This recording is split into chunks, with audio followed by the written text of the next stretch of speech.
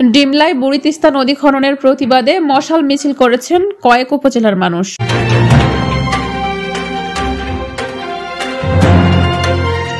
আসসালামু আলাইকুম দর্শক, সকলকে আমন্ত্রণ জানাচ্ছি বিবিআর নিউজ সংবাদে। বিশেষ প্রতিনিধি আনোয়ার হোসেনের পাঠানো তথ্য ভিডিও চিত্রে বিস্তারিত দেখুন।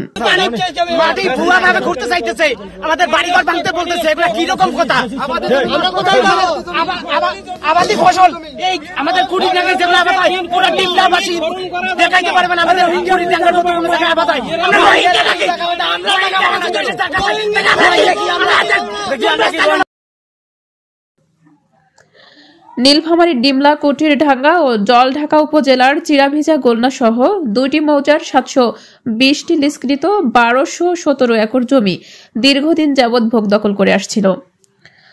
ওই জমিতে বুড়ি তিস্তা ব্যারাজকে ঘিরে চলছে বিশাল জলাধার নির্মাণের উদ্যোগ। প্রতিবাদে ফুঁসে উঠেছে নীলফামারী, জলঢাকা ও ডিমলা উপজেলার মানুষ।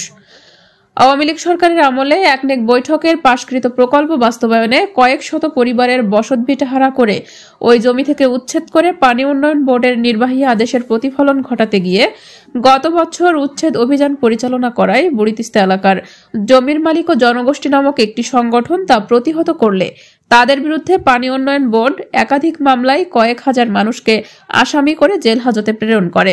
জমির মালিক জনগোষ্ঠী নামক সংগঠনটির সাথে পানি উন্নয়ন বোর্ড কর্তৃপক্ষ আপোষ সমাধানের কয়েক দফায় বৈঠক বসার পরেও আসছে না সমাধান। বুড়ি তিস্তায় আগামীকাল খনন কাজ শুরু করতে পারে জেনে 2 উপজেলার 2 মৌজার কমপক্ষে 4000 মানুষ গত 5 ডিসেম্বর সন্ধ্যায় বুড়ি তিস্তা ব্যারাজ এলাকায় মশাল মিছিল করেছে। সংঘর্ষের আশঙ্কায় মোতায়েন করা হয়েছে আনচার পুলিশ। বুড়ি তিস্তা এলাকাবাসীর দাবি, বাবা দাদার সম্পত্তিতে বছরের পর বছর বসবাস করছে তারা। জমির সমস্ত কাগজপত্র ঠিক আছে তাদের।